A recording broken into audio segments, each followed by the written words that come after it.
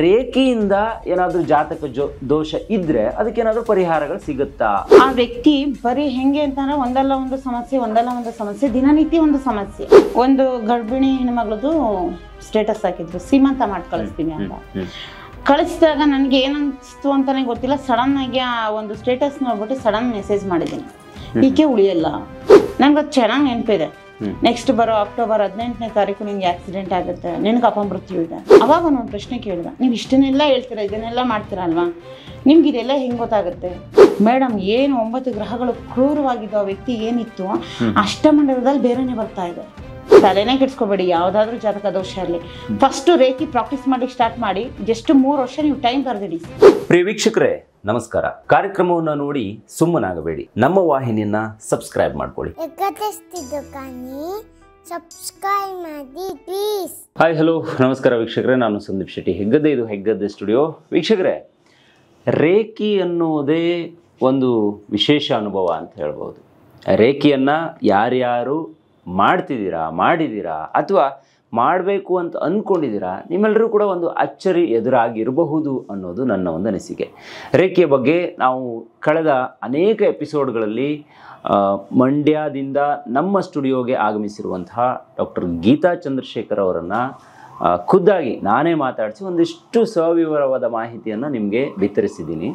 ಇವತ್ತು ಕೂಡ ಗೀತಾ ಚಂದ್ರಶೇಖರ್ ಅವರು ನನ್ನ ಕಾರ್ಯಕ್ರಮದಲ್ಲಿ ಜಾಯ್ನ್ ಆಗಿದ್ದಾರೆ. ಬನ್ನಿ, ನಿಮ್ಮೆಲ್ಲರ ಪರವಾಗಿ ಅವರನ್ನು ಇವತ್ತಿನ ಕಾರ್ಯಕ್ರಮಕ್ಕೆ ಆತ್ಮೀಯವಾದ ಸ್ವಾಗತವನ್ನು ಕೋರ್ತಾ ಇದ್ದೀನಿ. ಮೇಡಮ್, ಕಾರ್ಯಕ್ರಮಕ್ಕೆ ಸ್ವಾಗತ. ತುಂಬ ದೂರ ಆಗುತ್ತೆ ನಿಮಗೆ ಬೆಂಗಳೂರು, ಆದರೂ ಕೂಡ ಮಂಡ್ಯದ KR ಪೇಟೆ ಅಲ್ಲ, ಎಸ್, ಅಲ್ಲಿಂದ ಇಲ್ಲಿಗೆ ಬಂದು ಒಂದಿಷ್ಟು ಮಾಹಿತಿಯನ್ನು ನಮ್ಮ ಜನಗಳಿಗೆ ಕೊಡ್ತಾ ಇದ್ದೀರಾ. ಸೊ ನಾವು ಅಂದ್ಕೊಂಡಿದ್ದು ಒಂದಿಷ್ಟು ಎಪಿಸೋಡ್ಗಳನ್ನು ಮಾಡೋಣ, ಒಂದು ಮಾಹಿತಿಯನ್ನು ಕೊಡೋಣ ಅಂತ. ಆದರೆ ಅದು ನಿಲ್ತಾ ಇಲ್ಲ, ಬಹುಶಃ ಕಂಟಿನ್ಯೂ ಆಗ್ತಾ ಇದೆ. ನಿಮ್ಮಿಂದ ರೇಖಿ ದೀಕ್ಷೆಯನ್ನು ಸಿಕ್ಕಾಪಟ್ಟೆ ಜನ ತಗೊಂತಿದ್ದಾರೆ, ಅದರಿಂದ ಸುಮಾರು ಜನರಿಗೆ ಫಲ ಕೂಡ ಸಿಕ್ಕಿದೆ ಅಂತ ಹೇಳ್ಬೋದು. ಈ ರೇಖೆಯ ಬಗ್ಗೆ ನಾವು ಪ್ರತಿ ಎಪಿಸೋಡಲ್ಲಿ ಒಂದೊಂದು ವಿಚಾರದ ಬಗ್ಗೆ ಈಗಾಗಲೇ ಮಾತುಕತೆಯನ್ನು ನಡೆಸಿದ್ದೀವಿ. ಆದರೆ ನನಗೊಂದು ಮತ್ತೊಂದು 2-3 ಪ್ರಶ್ನೆಗಳಿದೆ ನನ್ನ ಹತ್ರ. ಈಗ ಯಾರೇ ಆಗಲಿ, ಅದು ಮದುವೆ ಅಂತ ಬರಲಿ ಅಥವಾ ಮಗು ಹುಟ್ಟಲಿ, ಏನೇ ಆಗಲಿ, ಜಾತಕ ನೋಡೋದು ಅನ್ನೋದು ಒಂದಿದೆ ಮೇಡಮ್. ಈಗ ಇತ್ತೀಚೆಗೆ ಯಾವುದೇ ಒಬ್ಬ ನಾರ್ಮಲ್ ಪರ್ಸನ್ ಬಿಸ್ನೆಸ್ ಮಾಡ್ತಾ ಇದ್ದಾನೆ ಅಂತ ಹೇಳಿದ್ರು ಕೂಡ ಆತ ಜಾತಕವನ್ನು ನೋಡ್ತಾನೆ. ಜಾತಕ ಚೆನ್ನಾಗಿದ್ರೆ ಮಾತ್ರ ಬಿಸ್ನೆಸ್ಸು ಮಾಡ್ಬೋದು, ಜಾತಕ ಚೆನ್ನಾಗಿದ್ರೆ ಮಾತ್ರ ಮದುವೆನೂ ಗಂಡು ಹೆಣ್ಣನ್ನು ಸೇರಿಸ್ತಾರೆ, ಈ ಥರ ಎಲ್ಲ ಇದೆ. ಈಗ ರೇಖೆಯಿಂದ ಏನಾದರೂ ಜಾತಕ ದೋಷ ಇದ್ದರೆ ಅದಕ್ಕೇನಾದರೂ ಪರಿಹಾರಗಳು ಸಿಗುತ್ತಾ ಅಂತ ಒಂದಿಷ್ಟು ಜನರಿಗೆ ಕುತೂಹಲ ಇದೆ, ಕೌತುಕ ಕೂಡ ಇದೆ. ಅದೇ ಇವತ್ತಿನ ಪ್ರಶ್ನೆ ಅಂತ ಹೇಳೋಕೆ ಇಷ್ಟಪಡ್ತೀನಿ. ರೇಖಿ ದೀಕ್ಷೆಯನ್ನು ನಾವೇನಾದರೂ ಪಡ್ಕೊಂಡ್ರೆ ನಮಗೆ ಯಾವುದಾದ್ರೂ ಜಾತಕ ದೋಷ ಇದ್ದರೆ ಅದು ಪರಿಹಾರ ಆಗುತ್ತಾ? ನಿಮ್ಮ ಜೀವನದಲ್ಲಿ ಈ ಥರ ಏನಾದರೂ ಬದಲಾವಣೆ ಆಗಿರೋದನ್ನು ನೀವು ನೋಡಿದ್ದೀರಾ, ಹೇಗೆ ಅಂತ? ಖಂಡಿತ ಸರ್. ಈ ಒಂದು ಪ್ರಶ್ನೆಗೆ ಉತ್ತರ ಕೊಡೋದಕ್ಕಿಂತ ಮುಂಚೆ ನನ್ನ ಆರಾಧ್ಯ ದೈವ ನನ್ನ ಅಮ್ಮ ಅನ್ನಪೂರ್ಣೇಶ್ವರಿ ಅಮ್ಮನವರಿಗೂ, ನನ್ನ ರೇಖಿ ಗುರುಗಳಿಗೂ, ಹಾಗೆ ಈ ನನ್ನ ಒಂದು ರೇಖಿ ಕಾರ್ಯಾಗಾರದಲ್ಲಿ ರೇಖಿ ಹಂಚಬೇಕು ಅನ್ನೋದರಲ್ಲಿ ಹಲವಾರು ಜನ ಸಪೋರ್ಟ್ ಮಾಡ್ತಾ ಇದ್ದಾರೆ. ನೀವು ಕೂಡ ಈ ಒಂದು ರೇಖಿ ನಾನು ಮನೆಗೂ ತಲುಪಿಸ್ಬೇಕು ಅನ್ನೋ ನನ್ನ ಅಭಿಯಾನಕ್ಕೆ ನಿಮ್ಮ ಕೈಲಾದಷ್ಟು ಒಂದು ಸಹಾಯವನ್ನು ಖಂಡಿತ ಮಾಡ್ತಾ ಇದ್ದೀರಾ. ವಿಡಿಯೋ ಮುಖಾಂತರ ವಿಡಿಯೋನ ಬಿತ್ತರಿಸೋ ಮುಖಾಂತರ ಕೂಡ ಮಾಡ್ಕೊಡ್ತಾ ಇದ್ದೀರಾ. ನಿಮಗೂ ಕೂಡ ಹೃದಯಪೂರ್ವಕವಾದ ಧನ್ಯವಾದಗಳು ಸರ್. Thank you madam. ಮತ್ತೆ ನನ್ನ ಎಲ್ಲ ವಿಡಿಯೋಗಳನ್ನು ನೋಡ್ತಾ ಪ್ರೋತ್ಸಾಹ ಕೊಡುವಂಥ ಪ್ರತಿಯೊಬ್ಬ ವೀಕ್ಷಕರಿಗೂ, ನನ್ನ ವಿದ್ಯಾರ್ಥಿಗಳಿಗೆ ಇರಬಹುದು, ಯಾಕೆಂದರೆ ಅಲ್ಲಿ ವೀಕ್ಷಣೆ ಮಾಡಿ ಬಂದಂತಹ ವಿದ್ಯಾರ್ಥಿಗಳೇ ಹೆಚ್ಚೆಚ್ಚು ಇದ್ದಾರೆ. ಆ ಎಲ್ಲ ಅದ್ಭುತ ಚೈತನ್ಯಗಳಿಗೂ ಒಮ್ಮೆ ಹೃದಯಪೂರ್ವಕವಾದ ಧನ್ಯವಾದವನ್ನು ಹೇಳ್ತೀನಿ. ಬಿಕಾಸ್ ಈ ಒಂದು ಕಾಲಘಟ್ಟದಲ್ಲಿ ಯಾರು ಯಾವುದನ್ನು ನಂಬಲ್ಲ, ಅಂಥದ್ರಲ್ಲಿ ಅಷ್ಟು ಮುಕ್ತ ಮನಸ್ಸಿನಿಂದ ಅಲ್ಲಿ ಏನೋ ಒಂದು ಒಳ್ಳೇದಿದೆ ಅಂತ ಹುಡುಕಿ ನೀವೆಲ್ಲ ಬಂದು ರೇಖಿ ದೀಕ್ಷೆಯನ್ನು ಪಡೆದೋದ್ರಲ್ಲಿ ಒಂದು ಸಕ್ಸಸ್ಫುಲ್ ರಿಸಲ್ಟನ್ನ ಹೇಳ್ತಿರಲ್ಲ, ಇದು ನಮ್ಮ ಈ ಪರಿಶ್ರಮಕ್ಕೆ. ಯಾಕೆಂದರೆ ನಾವಿರುವಂತಹ ಜಾಗದಿಂದ ಇಲ್ಲಿಗೆ ಬಂದು ಒಂದು ವಿಡಿಯೋ ಮಾಡಬೇಕು ಅಂದರೆ ಸರಿಸುಮಾರು 5-6 ಗಂಟೆಗಳ ಕಾಲ ಪ್ರಯಾಣವನ್ನು ಮಾಡಿ ಬರಬೇಕು. ಹೌದು. ಸೊ ಆ ಎಲ್ಲ ಸ್ಟ್ರಗಲಿಂಗ್ ನಡುವೆ ಕೂಡ ನಾವು ಮಾಡುವಂತಹ ವಿಡಿಯೋವನ್ನು ತುಂಬ ಅಚ್ಚುಕಟ್ಟಾಗಿ ತಗೋತಾ ಇದ್ದೀರಾ, ಮತ್ತು ರೆಸ್ಪಾನ್ಸ್ ಮಾಡ್ತಾ ಇದ್ದಾರೆ. Thank you very much. ನಿಮಗೂ ಕೂಡ ಎಲ್ಲ ಅತಿ ಅದ್ಭುತವಾದ ಚೈತನ್ಯ ಶಕ್ತಿಗಳಿಗೂ ಅಮ್ಮನವರ ಅನುಗ್ರಹ ಇರಲಿ, ಎಲ್ಲರಿಗೂ ಕೂಡ ಒಳ್ಳೇದಾಗಲಿ. ಮತ್ತು ಇವಾಗ ಸರ್ ನೀವು ಕೇಳಿದ್ರಿ, ಏನಾದರೂ ಜಾತಕ ದೋಷಗಳಿದ್ರೆ ಇದರಿಂದ ಬದಲಾಗುತ್ತಾ? ಖಂಡಿತ. ಇದು ನನ್ನ ರೇಖಿ ನಾನು ಒಂದು 5-6 ವರ್ಷಗಳ ಹಿಂದೆ ಒಬ್ಬ ವ್ಯಕ್ತಿಗೆ ಕೊಟ್ಟಂತದ್ದು. ಆ ವ್ಯಕ್ತಿ ಬರೀ ಹೆಂಗೆ ಅಂತಂದ್ರೆ ಒಂದಲ್ಲ ಒಂದು ಸಮಸ್ಯೆ ದಿನನಿತ್ಯ ಒಂದು ಸಮಸ್ಯೆ. ಕಾರಣ ಏನು ಅಂತ ನೋಡಿದಾಗ ನನಗೆ ನಿಜವಾಗ್ಲೂ ಒರಿಜಿನಲ್ ಆಗಿ ನನಗೆ ಯಾವುದೇ ಜಾತಕಗಳನ್ನ ಇದನ್ನೆಲ್ಲ ನೋಡ್ಲಿಕ್ಕೆ ಬರಲ್ಲ. ನನಗೆ ಬರದೇ ಇರೋದನ್ನ ನನಗೆ ಬರುತ್ತೆ ಅಂತ ವಿಜೃಂಭಿಸೋದು ಬೇಡ. ಆದ್ರೆ ಯಾವ್ದಾರ ಒಬ್ಬ ವ್ಯಕ್ತಿಯನ್ನ ನೋಡಿದಾಗ ಆ ವ್ಯಕ್ತಿ ಚಕ್ರಗಳು ಎಷ್ಟು ಬ್ಲಾಕೇಜ್ ಆಗಿರುತ್ತೆ, ಅವನೇನ್ ಸಮಸ್ಯೆ ಎದುರಿಸ್ತಾ ಇದ್ದಾನೆ, ಸೊ ಅವನಿಗೆ ಏನಾದ್ರೂ ಸಮಸ್ಯೆ ಅನ್ನೋದು ಮುಂದೆ ಎದುರಾಗತ್ತೆ ಅನ್ನೋದು ನನಗೆ ಅರಿವಿದ ರೀತಿ ನನಗೆ ಗೋಚರ ಆಗತ್ತೆ. ಅನ್ಸಿದಿನ ಹೇಳೋದುಂಟು. ಆ ವ್ಯಕ್ತಿ ಒಮ್ಮೆ ನನ್ನ ಬಳಿ ಬಂದಾಗ ನನಗೆ ಆ ವ್ಯಕ್ತಿಯನ್ನ ನೋಡಿ ನಾನು ಹೇಳಿದ್ದೆ ಆ ವ್ಯಕ್ತಿಗೆ, ನಿನ್ಗೆ ಮುಂದೆ ತುಂಬಾ ಸಮಸ್ಯೆ ಆಗೋದಿದೆ. ಹೆಂಗೆ ಅಂತ ಅಂದ್ರೆ ವ್ಯಕ್ತಿ ಲೈಫಲ್ಲಿ ತುಂಬಾ ವಿಚಿತ್ರವಾಗಿ ನಡೀತಾ ಬಂತು. ಕಾರಣ ಆತ ಬಂದು ನಮ್ಮ ಅಣ್ಣನ ಸ್ನೇಹಿತನೇ, ಸ್ವಂತ ಅಣ್ಣನ ಸ್ನೇಹಿತನೇ. ಸೊ ಹಾಗಾಗಿ ಈಗ ರೇಖಿ ಏನೋ ವಿಚಾರವನ್ನು ನೋಡೋಣ, ನೆಕ್ಸ್ಟ್ ಟೈಮ್ ಯಾವಾಗಲಾದ್ರೂ ಅದು ಇಂಟ್ರೆಸ್ಟ್ ಇದ್ರೆ ನೋಡೋಣ, ತಗೊಳ್ತೀನಿ ಮೇಡಮ್ ಅಂತ ಅಂದ್ಬಿಟ್ಟು.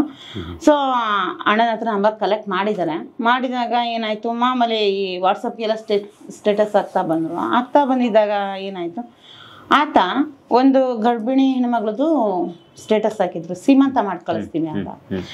ಕಳಿಸಿದಾಗ ನನಗೆ ಏನನ್ಸ್ತು ಅಂತಾನೆ ಗೊತ್ತಿಲ್ಲ, ಸಡನ್ ಆಗಿ ಆ ಒಂದು ಸ್ಟೇಟಸ್ ನೋಡ್ಬಿಟ್ಟು ಸಡನ್ ಮೆಸೇಜ್ ಮಾಡಿದ್ದೀನಿ, ಈಕೆ ಉಳಿಯಲ್ಲ.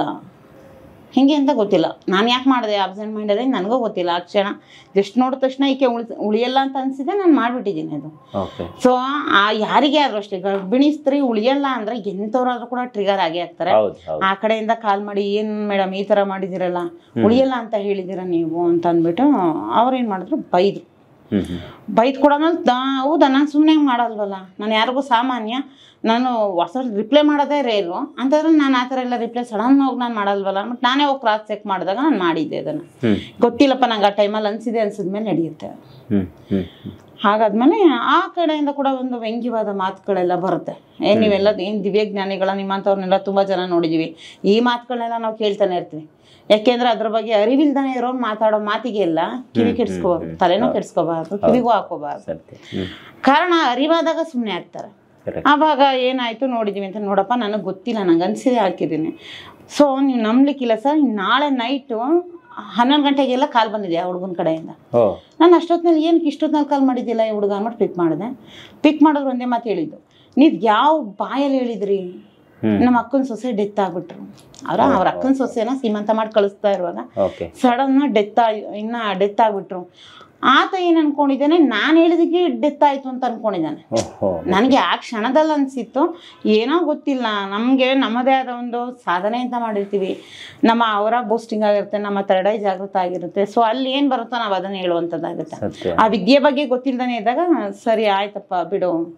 ನನ್ಗೆ ನಿಜವಾಗ್ಲೂ ಒರಿಜಿನಲ್ ಆಗಿ ಗಿಲ್ಟ್ ಫೀಲ್ ಆಯ್ತು. ಒಬ್ರು ರೇಖಿ ಮಾಸ್ಟರ್ ಆಗಿ ಒಬ್ರಿಗೆ ಅಪಾಯ ಅಂತ ಬಂದ್ಮೇಲೆ ಯಾರೋ ಏನೇ ಮಾತಾಡ್ಲಿ, ನೀನೊಂದು ಪ್ರೊಟೆಕ್ಷನ್ಸ್ ಹಾಕೋದಿತ್ತು. ನಮ್ಮ ಆತ್ಮ ಕೂಡ ನಮ್ಮನ್ನು ಚುಚ್ಚುತ್ತೆ. ನಾವೇನು ರೇಖಿ ಮಾಸ್ಟರ್ಸ್ ಅಂದ್ರೆ ನಾವೆಲ್ಲ ಮಾಡಿದ ತಪ್ಪುಗಳನ್ನ ಬ್ರಹ್ಮಾಂಡ ಒಪ್ಕೊಳ್ಳುತ್ತೆ ಅಂತೇನಿಲ್ಲ. ಸೊ ಅದಾದ ನಂತರ ಇನ್ನೊಂದು ಫ್ಯೂ ಡೇಸ್ ಆಕೆಯ ಕಾರ್ಯವನ್ನ ಆತ ಅವ್ರ ಮನೆಯಲ್ಲೇ ಮಾಡ್ಬೇಕು ಅಂತ ಡಿಸೈಡ್ ಮಾಡಿದ್ರು.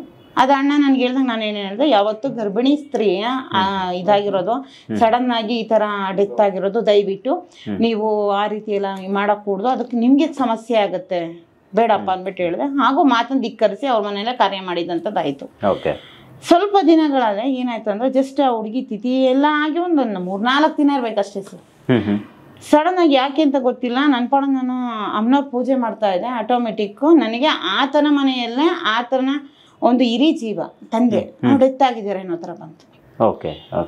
ನಾನು ಮತ್ತೆ ಕಾಲ್ ಮಾಡಿ, ಇಲ್ಲ ಏನೋ ನಿಮ್ಮ ತಂದೆಯವರು ಡೆತ್ ಆಗಿದ್ದಾರೆ ಅನ್ನೋ ಥರ ಬಂತಪ್ಪ, ಯಾಕೆ ಅಂತ ಗೊತ್ತಿಲ್ಲ, ಏನಕ್ಕೆ ನಿನ್ನ ವಿಚಾರಣೆ ಬರ್ತಾ ಇದೆ ಅಂತ ನನಗೆ ಗೊತ್ತಿಲ್ಲಪ್ಪ ಅಂದ್ಬಿಟ್ಟು ಅಂದೆ.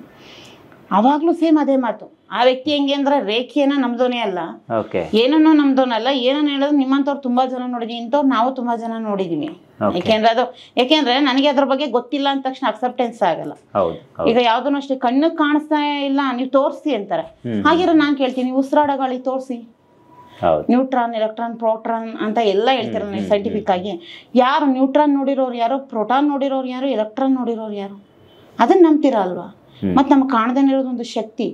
ನಿಮ್ಗೆ ನೀವು ಗಾಳಿ ಇದೇನೋ ಸ್ಪರ್ಶ ಜ್ಞಾನ ಸಾಕು, ರೇಖಿ ಇದೆ ನೋಡ್ಕೆ ನಿಮ್ ಒಳಗಡೆ ಆಗುವಂತ ಚೇಂಜಸ್ ಸಾಕು, ಅರಿವು ಸಾಕು. ಅದಾದ್ಮೇಲೆ ಮತ್ತೆ ನೆಕ್ಸ್ಟ್ ಡೇ ನೈಟ್ 3 ಗಂಟೆ ಕಾಲ್ ಮಾಡಿದಾನ ಹುಡುಗ. ಸಡನ್ ಕಾಲ್ ಮಾಡ್ಬಿಟ್ಟು ಮತ್ತೆ ಸಡನ್ ಆಗಿ ನಮ್ಮ ತಂದೆ ಡೆತ್ ಆದ್ರು, ಏನಾಯ್ತು ಅಂತಾನೆ ಗೊತ್ತಿಲ್ಲ, ಯಾರೋ ಕೂಗ್ದಾಗಾಯ್ತು, ಹೋಗಿ ಬಾಕ್ಲು ತೆಗ್ದಿದ್ರೆ ಅಷ್ಟೇ, ಏನಂತಾನೆ ಗೊತ್ತಿಲ್ಲ, ಸಡನ್ ಡೆತ್. ಅದಾದ್ಮೇಲೆ ಒಂದು ಗಿಲ್ಟ್ ಫೀಲ್ ಆಯ್ತು. ನಾನು ಅವತ್ತು ನಾನು ಪ್ರತಿಜ್ಞೆ ಮಾಡಿದ್ದು, ಯಾರಿಗೆ ಅಪಾಯ ಅಂತ ನನ್ನ ಕಣ್ಮುಂದೆ ಬಂದ್ರು, ಯಾರು ಏನೇ ಮಾತಾಡ್ಲಿ ಪ್ಲಸ್ ಆರ್ ಮೈನಸ್, ನಾನು ಒಬ್ಬ ಗುರುವಾಗಿ ತಗೋಬಾರ್ದು. ಅವರು ನನ್ನ ಮುಂದೆ ಬಂದಿದೆ ಅಂದರೆ ನಿನಗೆ ಅವರು ರಕ್ಷಣೆ ಕೊಡುವಂತಲೇ ಬಂದಿರುತ್ತೆ. ನನ್ನ ಕೆಲಸ ನಾನು ಮಾಡೋದು ನನ್ನ ಜವಾಬ್ದಾರಿಯಾಗಿ ಬಂತು. ಅದಾದಮೇಲೆ ವಾಟ್ ನೆಕ್ಸ್ಟ್ ಅಂತ ನೋಡಿದ್ರೆ ಇನ್ನೊಂದು ಸ್ವಲ್ಪ ದಿನಗಳಲ್ಲಿ ಏನಾಯಿತು ಅಂದರೆ ಆ ಹುಡುಗನ ಬಗ್ಗೆನೇ ಬಂತು. ಹೆಂಗೆ ಅಂತ ಅಂದರೆ ಆ ಹುಡುಗ, ನಾನು ಅದನ್ನ ಡೇಟು ಕೂಡ ಮೆನ್ಷನ್ ಮಾಡಿದೆ, ನನಗದು ಚೆನ್ನಾಗಿ ನೆನಪಿದೆ. ನೆಕ್ಸ್ಟ್ ಬರೋ ಅಕ್ಟೋಬರ್ 18ನೇ ತಾರೀಕು ನಿನ್ಗೆ ಆಕ್ಸಿಡೆಂಟ್ ಆಗುತ್ತೆ, ನಿನಗೆ ಅಪಮೃತ್ಯು ಇದೆ, ನಾನು ಉಳಿಯಲ್ಲ ಅನ್ನೋದು ಬಂತು. ಅವ್ರ ಮನೆ ಸುತ್ತ ಎಲ್ಲ ಅಳ್ತಾ ಇದ್ದಾರೆ, ಆ ಥರ ಬಂತು. ಹೇಳಿದಾಗ ಏನಕ್ಕೆ ಅದಾದಮೇಲೆ ಜಸ್ಟ್ ನನಗೆ ಏನಕ್ಕೆ ಇವ್ರದೇ ಬರ್ತಾ ಇದೆ ಅಂತ ಅಂದ್ಬಿಟ್ಟು ನನಗೆ ಗೊತ್ತಿಲ್ಲ. ನನ್ನ ಮೆಡಿಟೇಷನಲ್ಲಿ ಆ ವ್ಯಕ್ತಿ ಬಗ್ಗೆ ಚಿತ್ರಣ ಬಂದಿದ್ದು ಹೆಂಗೆ ಅಂದರೆ, ಆತ ಆ ಗತ ಜನ್ಮಗಳಲ್ಲಿ ಒಂದು ಸ್ತ್ರೀಯನ್ನು ತುಂಬ ಬರ್ಬರವಾಗಿ ಹತ್ಯೆ ಮಾಡಿದ್ದಾನೆ, ಇನ್ನಿಲ್ಲ ಅನ್ನೋ ರೀತಿ ಹೊಡೆದು ಸಾಯಿಸಿದ್ದಾನೆ. ಮತ್ತು ಜೀವ ಇರೋವಾಗಲೇ ಅಲ್ಲಿರುವಂಥ ಎಲ್ಲ ಈ ಕಟ್ಟಿಗೆ ಅವು ಇವು ಮರದ ಪುಳ್ಳೆಗಳೆಲ್ಲ ಏನಿದೆ ಅದನ್ನೆಲ್ಲ ಹಾಕಿ ಬೆಂಕಿ ಹಾಕಿದ್ದಾನೆ. ಆ ಒಂದು ಅಷ್ಟು ಬರ್ಬರವಾಗಿ ಹತ್ಯೆಗೀಡಾದಂತಹ ಆತ್ಮ ಇವನ ಜನ್ಮದಲ್ಲೂ ಕಾಡ್ತಾ ಇದೆ. ಇವನ್ ಗತ ಜನ್ಮಗಳಲ್ಲೂ ಕೂಡ ಅರ್ಧ ವಯಸ್ಸಿಗೆ ಸತ್ತಿರೋವಂಥದ್ದು. ಇಷ್ಟು ರಿವೀಲ್ ಆಯಿತು. ಅದಾದ್ಮೇಲೆ ನಾನು ಯಾವುದನ್ನೇ ಆದ್ರೂ ಅಷ್ಟೇ ಪರೀಕ್ಷೆ ಮಾಡದೆ ಬಿಡೋದು. ಅದೊಂಥರ ನನ್ನ ಹಠ ಸ್ವಭಾವ ಜಾಸ್ತಿ. ಸರಿ ನೋಡೋಣ, ಅವನಿಗೆ ಇದು ಅಂತ ಬಂದಿದೆಯಲ್ಲ, ಜಸ್ಟ್ ಫೋನ್ ಮಾಡ್ಬಿಟ್ಟು ಯಾಕೆ ಏನು ಅಂತ ಕೇಳ್ಬೇಡ. ಮತ್ತೆ ಅವ್ರ ತಾಯಿದೇನೋ ಇನ್ಸಿಡೆಂಟ್ ಆಯಿತು, ಅದಾದ್ಮೇಲೆ ಹುಡುಗ ನಂಬಿತ್ತು. ಅದಾದ್ಮೇಲೆ ಯಾಕೆ ಏನು ಅಂತ ಕೇಳ್ಬೇಡ. ಅವಾಗ ಒಂದು ಪ್ರಶ್ನೆ ಕೇಳ್ದ, ನೀವು ಇಷ್ಟನ್ನೆಲ್ಲ ಹೇಳ್ತೀರಾ, ಇದನ್ನೆಲ್ಲ ಮಾಡ್ತೀರಲ್ವಾ, ನಿಮ್ಗೆ ಇದೆಲ್ಲ ಹೆಂಗೆ ಗೊತ್ತಾಗುತ್ತೆ? ನಾನು ರೇಖಿ ಮಾಸ್ಟರ್ ಅಪ್ಪ, ನಾನು ಪ್ರತಿನಿತ್ಯ ರೇಖಿ ಸಾಧನೆಯಲ್ಲಿ ಇರ್ತೀನಿ. ನನಗೆ ಗೊತ್ತಿಲ್ಲ, ಯಾರ ಬಗ್ಗೆ ಏನಾದರೂ ಫೋಕಸ್ ಮಾಡಿದ್ರೆ ಅವ್ರ ಬಗ್ಗೆ ರಿವೀಲ್ ಆಗುತ್ತೆ. ಹೆಂಗೆ ಅಂತ ನನ್ನನ್ನು ಕೇಳ್ಬೇಡ, ನನಗೆ ಗೊತ್ತಿಲ್ಲ. ನನಗೆ ಗೊತ್ತಿಲ್ಲ ಅನ್ನೋದನ್ನೆಲ್ಲ ನಂಗೆ ವಿಜೃಂಭಿಸಿ ಹೇಳಕ್ಕೆ ಬರಲ್ಲ, ಹೀಗಾಯ್ತು ಆಗಾಯ್ತು ಅಂತ. ಸರಿ ಆಯಿತು, ಒಂದು ಕೆಲಸ ಮಾಡಿ, ಇವಾಗ ನಿನಗೆ ಕಂಟಕ ಅಂತ ಬಂದಿದೆ, ಏನು ಮಾಡ್ತೀಯ ನೀನು? ಮೇಡಮ್ ನೀವೇನು ಹೇಳಿದ್ರು, ಏನು ಮಾಡಬೇಡ, ರೇಖಿ ಒಳಗಡೆ ಬಾ. ಅವತ್ತು ಆ ವ್ಯಕ್ತಿಗೆ ರೇಖಿ ದೀಕ್ಷೆ ಕೊಟ್ಟು, ಸರ್ ನೀವು ನಂಬಲಿಕ್ಕಿಲ್ಲ, ಒಂದು ದಿನದಲ್ಲಿ 3 ಬಾರಿ ನಾನೇ ಖುದ್ದಾಗಿ ಪ್ರಾಕ್ಟೀಸ್ ಮಾಡಿಸ್ತಾ ಇದ್ದೆ. ಯಾಕೆ ನಂಗೆ ಆಗುತ್ತೆ ಅಂತ ಬಂದಿದೆ, ತಡಿಬೇಕು.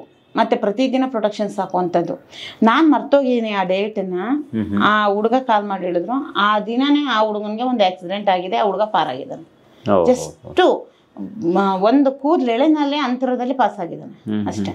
ಅಥವಾ ಕೂತಂತಹ ಬಸ್ ಕಿಟಕಿ ಪಕ್ಕನೇ ಇನ್ನೊಂದು ವೆಹಿಕಲ್ ಹೊಡ್ಕೊಂಡು ಹೋಗಿದೆ. ಒಂದು ಎಳೆ ಮಿಸ್ ಆಗಿದ್ರು ಅವನು ಔಟ್ ಆಗ್ಬೇಕಿತ್ತು, ಆ ರೀತಿ ಆಗಿತ್ತು. ಅದಾದ್ಮೇಲೆ ಅವ್ನು ಬಿಲೀವ್ ಮಾಡಿ ಅದಾದ್ಮೇಲೆ ಸತತ ಸಾಧನೆಗೆ ಬಂದ. ಸೊ ನನಗೆ ಅವನು ಲೈಫ್ ಎಲ್ಲ ರಿವೀಲ್ ಆಗಿತ್ತು, ಸುಮ್ಮನೆ ಆದೆ. ಸೊ ನನಗೆ ಇನ್ನು ಸ್ವಲ್ಪ ದಿನ ಬಿಟ್ಟು ಆಗಿ ನೋಡಿದ ನಂತರ ಆ ವ್ಯಕ್ತಿ ಯಾಕೆ ಈ ಥರ ಅಂತಂದರೆ, ಆ ವ್ಯಕ್ತಿ ಜೀವನ ಪೂರ್ತಿ ಚೆನ್ನಾಗೇ ಇರೋಂಗಿಲ್ಲ. ಫುಲ್ ಅಷ್ಟೊಳಗಡೆ ಅವನು ಆಗಲೇ ಫೈನಾನ್ಷಿಯಲ್ ಎಲ್ಲ ಸ್ಟ್ರಕ್ ಆಗಿದ್ದಾನೆ. ಜಾತಕದಲ್ಲಿ ಫುಲ್ ದೋಷ ಇದೆ.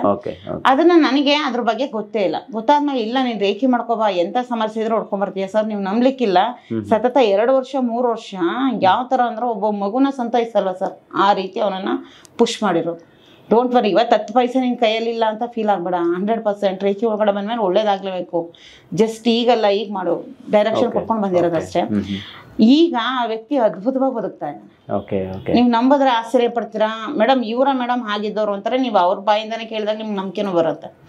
ಸೊ ಆ ವ್ಯಕ್ತಿ ಬಗ್ಗೆ ನನಗೆ ಒಂದು ಕ್ಯೂರಿಯಾಸಿಟಿ, ಈ ವ್ಯಕ್ತಿ ಬಗ್ಗೆ ಎಲ್ಲ ನನಗೆ ಯಾಕೆ ಆ ಥರ ಬರ್ತಾ ಇತ್ತು, ಇವಾಗ ಎಲ್ಲ ಚೆನ್ನಾಗೇ ಇದಾನಲ್ಲ ಇವನ ಬಗ್ಗೆ ಕೇಳಬೇಕು ಅಂತ. ಅವರು ಒಬ್ರು ದೊಡ್ಡ ಹೆಸರಾಂತ ಯೂಟ್ಯೂಬರ್, ಈ ನಕ್ಷತ್ರ ಇದ್ರ ಬಗ್ಗೆ ಎಲ್ಲ ಹೇಳೋವಂಥದ್ದು, ಜನ್ಮ ಜಾತಕಗಳ ಬಗ್ಗೆ ದೋಷಗಳ ಬಗ್ಗೆ ಹೇಳೋವಂಥದ್ದು.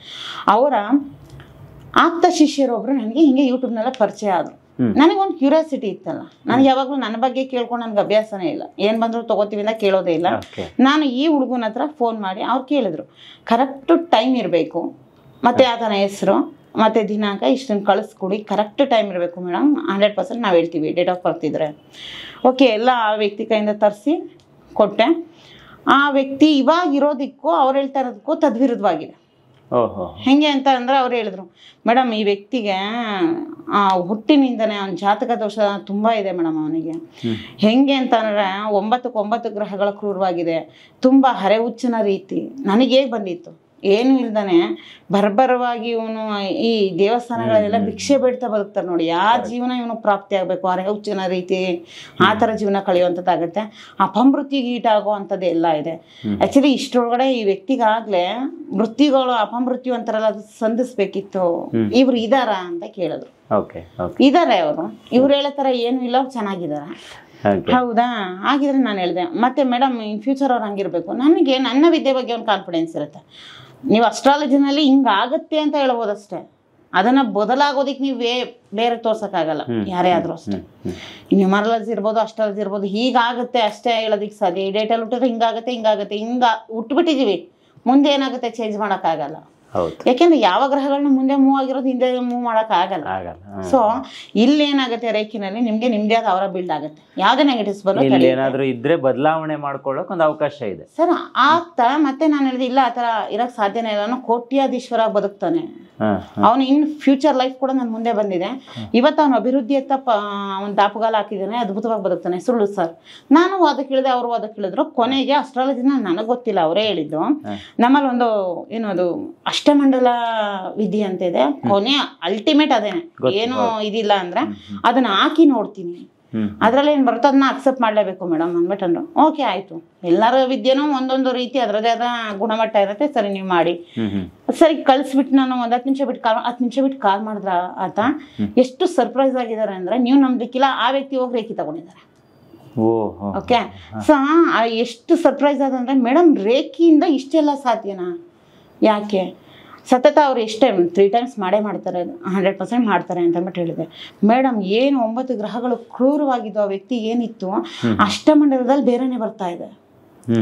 ಹೆಂಗೆ ಅಂದ್ರೆ 6 ಗ್ರಹಗಳು ಅವ್ರಿಗೆ ಪೂರಕವಾಗಿ ಕೆಲಸ ಮಾಡ್ತಾ ಇದೆ. ಈಗ ನೀವ್ ಹೇಳ್ದಂಗೆ ಆ ವ್ಯಕ್ತಿ ಕೋಟ್ಯಾಧೀಶ್ವರ ಆಗಿ ಆ ಒಂದು ಅವ್ರು ಏನಿದೆ ಗೋಲ್ ಆ ತರನೇ ಬದುಕಿ ಒಬ್ಬ ರಾಜನ ರೀತಿ ಬದುಕ್ತಾರೆ, ಒಬ್ಬ ರಾಜಕುಮಾರನ ರೀತಿ ಬದುಕ್ತಾನೆ. ಜಾತಕವನ್ನೇ ಬದಲಾಯಿಸೋ ಶಕ್ತಿ ಇದೆ ಮೇಡಮ್ ನಿಮ್ ರೇಖಿಗೆ. ನಾನು ತುಂಬಾ ಇಂಪ್ರೆಸ್ ಆಗಿದ್ದೀನಿ. 100% ನಾನು ರೇಖಿ ಕಲಿಬೇಕು.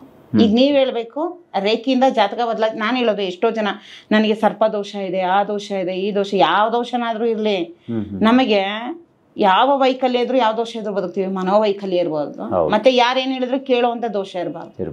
ಇದೆರಡು ಇರಬಾರ್ದು ಅಷ್ಟೇ. ತಲೆನೇ ಕೆಡ್ಸ್ಕೊಬೇಡಿ ಯಾವ್ದಾದ್ರು ಜಾತಕ ದೋಷ ಇರಲಿ. ಫಸ್ಟ್ ರೇಖಿ ಪ್ರಾಕ್ಟೀಸ್ ಮಾಡ್ಲಿಕ್ಕೆ ಸ್ಟಾರ್ಟ್ ಮಾಡಿ. ಜಸ್ಟ್ 3 ವರ್ಷ ನೀವು ಟೈಮ್ ಬರ್ದಿಡಿ ಸರ್, ಡೇಟ್ ಬರ್ದಿಡಿ. ಆ 3 ವರ್ಷದಲ್ಲಿ ನಿಮ್ ಲೈಫ್ ಏನ್ ಚೇಂಜ್ ಆಯ್ತು, ಅದೇನ್ ಕೊಡ್ತು ಅನ್ನೋದು ಅವ್ರಿಗೆ ಗೊತ್ತಾಗುತ್ತೆ. ಸೊ ಎಂತಹ ಜಾತಕ ದೋಷ ಇದ್ರು ಕೂಡ ದೇವಾನುದೇವತೆಗಳ ಅನುಗ್ರಹನೇ ಆಯ್ತು ಅಂದ್ರೆ ನೀವೆಲ್ಲದಿಂದ ಮುಕ್ತ ಖಂಡಿತ ಆಗ್ತೀರಾ. 100% ಇದನ್ನ ಪ್ರಯತ್ನ ಮಾಡಿ ಪ್ರತಿಯೊಬ್ಬರು ಕೂಡ. ಯಾವುದೇ ಜಾತಕ ದೋಷ ಇದೆ, ಲೈಫ್ ಇಷ್ಟೇ, ಜೀವನ ಇಷ್ಟೇ, ಮುಗಿದೋಯ್ತು, ಇದೆಲ್ಲ ನೆಗೆಟಿವ್ ಥಾಟ್ ಬಿಟ್ಟು ದಯವಿಟ್ಟು ರೇಖೆ ಅನ್ನೋದನ್ನ ಒಂದ್ಸಲ ಟಚ್ ಮಾಡಿ. ಆಮೇಲೆ ನಾನು ಹೇಳೋದು ಅದಕ್ಕೆ ಸಮಂಜಸವಾದ ಗುರುಗಳನ್ನ ಆಯ್ಕೆ ಮಾಡಿ. ನಾನು ರೇಖಿ ಕಲಿತೀನಿ ಅಂತ ಅಂದ್ಬಿಟ್ಟು ಹೋಗಿ ಹೇಗೆ ಗೊಬ್ಬಳ ಅಂತದ್ ಮಾಡ್ಬೇಡಿ. ಒಬ್ಬ ಒಳ್ಳೆ ಗುರುಗಳತ್ತ ನುರಿತ ಗುರುಗಳು ಅಂತಲೇ ಇರ್ತಾರೆ. ಓಕೆ, ಅವ್ರನ್ನ ನೀವು ದಯವಿಟ್ಟು ಕನ್ಸಲ್ಟ್ ಮಾಡಿ ಅವರ ಬಳಿ ತಗೊಂಡು ನೀವು ಪ್ರಾಕ್ಟೀಸ್ ಮಾಡಿ ನೋಡಿ. 3 ವರ್ಷದಲ್ಲಿ ನಿಮ್ಮ ಜೀವನ ಸಂಪೂರ್ಣ ಬದಲಾಗದೇ ಇದ್ರೆ ನಾನು ರೇಖಿ ಪಾತನ್ನ ಬಿಟ್ಟು ಬೇರೆ ನನ್ನ ಜಮೀನು ಕೆಲಸನ ಹಿಡಿತೀನಿ. ಓಕೆ, ಇಟ್ಸ್ ಮೈ ಚಾಲೆಂಜ್ ಅಂತಾನೆ ಹೇಳ್ತೀನಿ. ಎಲ್ಲರಿಗೂ ಒಳ್ಳೇದಾಗ್ಲಿ, ಎಲ್ಲರಿಗೂ ಕೂಡ ಅಮ್ಮನವರ ಅನುಗ್ರಹ ಇರಲಿ. ಪ್ರತಿಯೊಬ್ಬರು ಮನೆಯಲ್ಲೂ ರೇಖಿ ಅನ್ನೋದು ಜನ್ಮ ತಾಳಲಿ, ಒಳ್ಳೇದಾಗ್ಲಿ. ರೇಖಿ ರಕ್ಷತಿ ರಕ್ಷಿತ. ನೋಡಿದ್ರಲ್ಲ ವೀಕ್ಷಕರೇ, ನೋಡಿ ರೇಖಿಯಿಂದ ಜಾತಕ ದೋಷವನ್ನ ಕೂಡ ಪರಿಹಾರ ಮಾಡ್ಕೊಳ್ಳೋಕೆ ಸಾಧ್ಯ ಇದೆ. ಬಟ್ ನೀವು ಮಾಡಬೇಕಾಗಿರೋದು ಏನಪ್ಪ ಅಂತ ಹೇಳಿದ್ರೆ ಅದಕ್ಕೆ ಒಂದಿಷ್ಟು ಸಮಯವನ್ನು ಮೀಸಲಿಡಬೇಕು. ಒಳ್ಳೆಯ ಗುರುವಿಂದ ದೀಕ್ಷೆಯನ್ನು ಪಡ್ಕೋಬೇಕು. ಗೀತಾ ಚಂದ್ರಶೇಖರ್ ಹತ್ರ ನೀವು ಕಲಿಬೇಕು ಅಂತ ಹೇಳಿದ್ರೆ ಅವ್ರ ಕಾಂಟ್ಯಾಕ್ಟ್ ನಂಬರ್ ನಾವು ಡಿಸ್ಪ್ಲೇ ಮಾಡಿರ್ತೀವಿ, ಡಿಸ್ಕ್ರಿಪ್ಷನ್ ಬಾಕ್ಸಲ್ಲೂ ಡೀಟೇಲ್ಸ್ ಇರುತ್ತೆ, ಒಮ್ಮೆ ಚೆಕ್ ಮಾಡ್ಕೊಳ್ಳಿ ಅಂತ ಹೇಳ್ತಾ ಇವತ್ತಿನ ಕಾರ್ಯಕ್ರಮ ಮುಗಿಸ್ತಾ ಇದ್ದೀನಿ. ಸ್ಟುಡಿಯೋ ಹೆಗ್ಗದ್ದು ಸ್ಟುಡಿಯೋ.